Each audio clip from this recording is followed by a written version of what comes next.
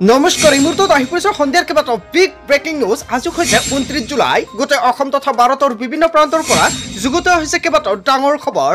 এনেবোৰ খবৰ পাই থাকিবলৈ চেনেলটি ছাবস্ক্ৰাইব কৰি ভিডিঅ'ত এটা লাইক কৰিবলৈ নাপাহৰিব। আজিৰ আমাৰ প্ৰথম খুব গুৰুত্বপূৰ্ণ খবৰ হৈছে অসমবাসীৰ বাবে এটা ডাঙৰ খবৰ। উৎকট গৰমৰ মাজতে পুনৰ সলনি কৰা হ'ল শিক্ষা অনুষ্ঠানৰ সময়। 1 আগষ্টৰ পৰা আপোনাৰ সন্তানক নতুন সময়তে পঠিয়াব লাগিব বিদ্যালয়লৈ। 1 আগষ্টৰ পৰা বিদ্যালয়ত পুনৰ আৰম্ভ হ'ব পাঠদান। পুৱা 7:30 বজাৰ পৰা আৰম্ভ হ'ব পাঠদান। ছুটিৰ ক্ষেত্ৰত শ্ৰেণী অনুসৰি সময় হ'ব সাল সলনি। নিম্ন প্ৰাথমিক বিদ্যালয়ৰ ছুটিৰ সময় হ'ব পুৱা 11:30 বজাত। কেৱল এয়াই নহয়, উচ্চ প্ৰাথমিক বিদ্যালয়ৰ শিক্ষাৰ্থীৰ ছুটি হ'ব 12 বজাত। আৰু মাধ্যমিক পৰ্যায়ৰ শিক্ষা অনুষ্ঠানত পাঠদান চলিব দুপৰীয়া 1 বজা পৰ্যন্ত। 31 জুলাইত শেষ হ'ব বিদ্যালয়সমূহৰ গ্ৰীষ্ম বন্ধ। আৰু ব্যক্তিগত খণ্ডৰ শিক্ষা অনুষ্ঠানত প্ৰযোজ্য হ'ব এই নিৰ্দেশনা। নিৰ্দেশনা জাৰি কামৰূপ মেট্ৰৰ IAS DEO দীপিকা চৌধুৰীৰ। 1 আগষ্টৰ পৰা গুৱাহাটীৰ শিক্ষা অনুষ্ঠানত প্ৰযোজ্য হ'ব এই নতুন নিৰ্দেশনা। হয় বন্ধু বান্ধৱীসকল, এটা ডাঙৰ খবৰ আহি পৰিছে। আজিৰ ভিডিঅ'টো সকলোৱে বেছিকৈ শ্বেয়াৰ কৰি দিব। তাৰপিছত অসমবাসী ৰাজুক জনাইছো আমাৰ পৰৱৰ্তী খুবেই গুৰুত্বপূৰ্ণ খবৰ। লগতে ডাঙৰ খবৰ, 2026ত বাগানত প্ৰত্যাহ্বানৰ সন্মুখীন হ'ব নেকি বিজেপি? ৰাজ্যৰ বাগিচাই বিজেপি বৰ্জনৰ সিদ্ধান্ত চাহ শ্ৰমিকৰ। বিগত 2-3 দিন ধৰি ৰাজ্যৰ প্ৰতিখন চাহ বাগিচাত বিজেপি বিৰোধী টক। আশাৰ নেতৃত্বত একত্ৰিত হৈছে ৰাজ্যৰ চাহ বাগিচা। চাহ বাগানত বিজেপি নেতাৰ প্ৰৱেশ নিষিদ্ধ সদ অসম আদিবাসী ছাত্ৰ সন্থাৰ। সাংসদ কামাখ্যা প্ৰসাদ তাছাৰ মন্তব্যক লৈ জাঙুৰ খাই উঠিছে আশা। কেৱল এয়াই নহয়, চাহ জনগোষ্ঠীৰ জনজাতিকৰণক লৈ কৰা মন্তব্যৰ পাছতে এই সিদ্ধান্ত আশাৰ। চাহ বাগানৰ অধিকাংশ লোকেই খ্ৰীষ্টান ধৰ্ম গ্ৰহণ কৰিছে, যাৰ বাবে জনজাতিকৰণৰ ক্ষেত্ৰত কাৰিকৰী অসুবিধাৰ সৃষ্টি হৈছে। NB নিউজৰ আছুতীয়া সাক্ষাৎকাৰত কৰা এই মন্তব্যৰ পাছতে বাগানে প্ৰতিবাদ। সাংসদ কামাখ্যা প্ৰসাদ তাছাৰ প্ৰতিমূৰ্তি দাহ কৰি প্ৰতিবাদ সাব্যস্ত কৰিছে সংগঠনটোৱে। আশাৰ নেতৃত্বৰে সাংসদ হোৱা সাংসদগৰাকীৰ মন্তব্য মানি নলয় আশাই। ইয়াক লৈ ৰাজ্যজুৰি ডাঙৰ প্ৰতিক্ৰিয়াৰ সৃষ্টি হৈছে। চাহ জনগোষ্ঠীয় লোকৰ মাজত ধৰ্মীয় বিভেদ সৃষ্টি কৰাৰ অভিযোগ সাংসদগৰাকীৰ বিৰুদ্ধে উত্থাপিত হৈছে। সাংসদগৰাকীৰ মন্তব্যই উঠাই নললে 2026ত বিজেপি বৰ্জনৰ সিদ্ধান্ত সংগঠনটোৰ। তাৰপিছত অসমবাসী ৰাজুক জনাইছো আমাৰ পৰৱৰ্তী খুবেই গুৰুত্বপূৰ্ণ খবৰ। লগতে ডাঙৰ খবৰ, মৰিলে মৰি যাম, গুলি কৰিলে গুলি খাম। কেইবাটাও হুংকাৰ প্ৰদান কৰা হৈছে। আমি কাৰো ৰঙা চকুলে ভয় নকৰোঁ, প্ৰয়োজনত আমি তেজ দিম, দৰকাৰ হ'লে গোটেই অসম আমি বন্ধ কৰি দিম। মুছলমানৰ ওপৰত কৰা বৰ্বৰ অত্যাচাৰ সহ্য নকৰোঁ, মুছলমানক টাৰ্গেট কৰা এৰক মুখ্যমন্ত্ৰী ডক্টৰ হিমন্ত বিশ্ব শৰ্মাৰ চৰকাৰে। বিজেপি চৰকাৰে হিটলাৰী শাসন চলোৱা বন্ধ কৰক। উচিত লোকসকলক বাংলাদেশী নহয়, প্ৰকৃত ভাৰতীয় হয়।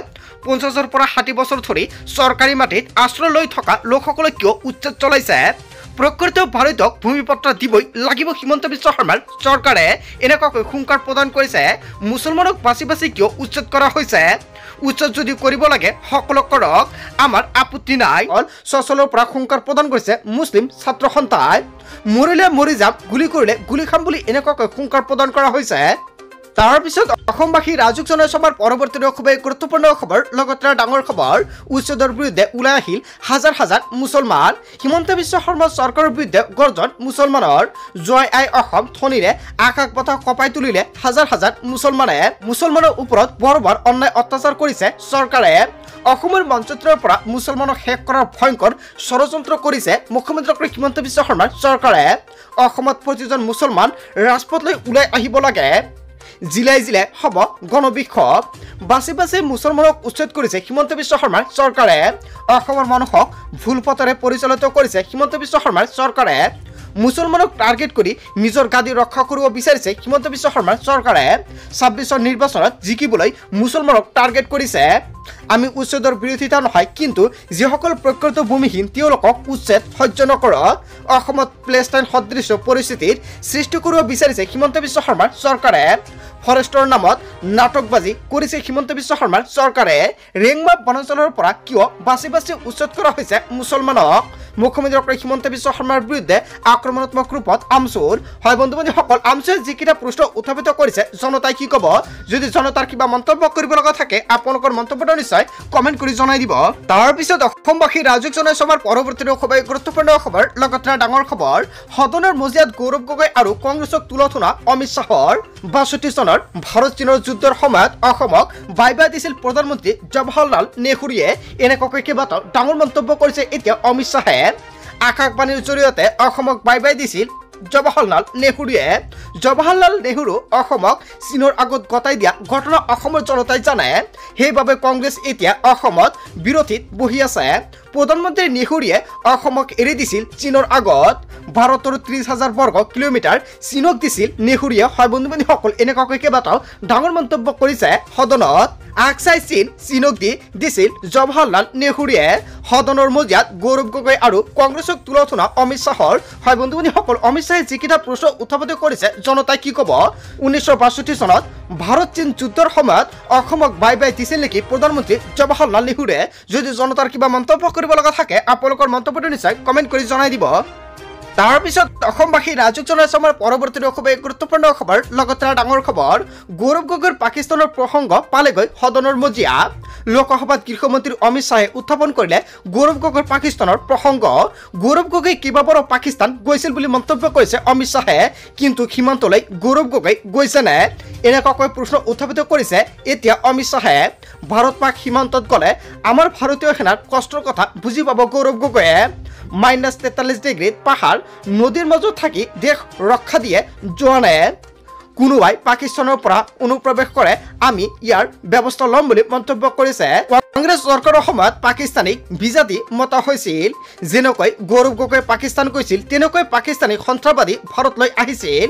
গৌৰৱ গগৈ সদনৰ মজিয়াত প্ৰত্যুত্তৰ অমিত শাহৰ তাৰ পিছত অসমবাসী ৰাজুক জনাই সভাৰ পৰৱৰ্তী খুবেই গুৰুত্বপূৰ্ণ খবৰ লগতে ডাঙৰ খবৰ দয়া নাই ক্ষমা নাই নীতিৰে প্ৰশাসনৰ একশ্যন আৰম্ভ এফালৰ পৰা ভাঙি পেলোৱা হৈছে হাজাৰ হাজাৰ ঘৰ আৰু দুৱাৰ ১১,০০০ বিঘা ভূমিত চলিত বুলডোজাৰ বুলডোজাৰে চলাইছে উচ্ছেদ অভিযান হয় বন্ধু-বান্ধৱীসকল এটা ডাঙৰ খবৰ আহি পৰিছে সহপাঠী নিউয়ৰ্কতে বেদখলকাৰীৰ ঘৰত চলিল বুলডোজাৰ পুৱা বুলডোজাৰ শব্দত কঁপি উঠিল উজনি ১১,০০০ বিঘা ভূমিত চলিল উচ্ছেদ অভিযান ইয়াক লৈ ৰাজ্যজুৰি ডাঙৰ প্ৰতিক্ৰিয়াৰ সৃষ্টি হৈছে চিঞৰি চিঞৰি কান্দিছে উচ্ছেদিত জনতাই তাৰ পিছত অসমবাসী ৰাজুক জনাই সভাৰ পৰৱৰ্তী খুবেই গুৰুত্বপূৰ্ণ খবৰ লগতে ডাঙৰ খবৰ চৰকাৰে মুছলমানৰ ওপৰত যি অন্যায় চলাইছে সেয়া শীঘ্ৰে বন্ধ কৰক পেটৰ তাৰণাৰ কাম কৰি বিচাৰি এখন জিলাৰ পৰা আন এখন জিলালৈ যাব লগা হয় সেইসকল লোকৰ চৰকাৰে এই মানুহখিনিক কিয় নিৰাপত্তা দিয়া নাই শীঘ্ৰে এই মানুহখিনিক ভূমিৰ পট্টা দিয়ক অসমত কোনো বাংলাদেশী নাই বুলি মন্তব্য কৰিছে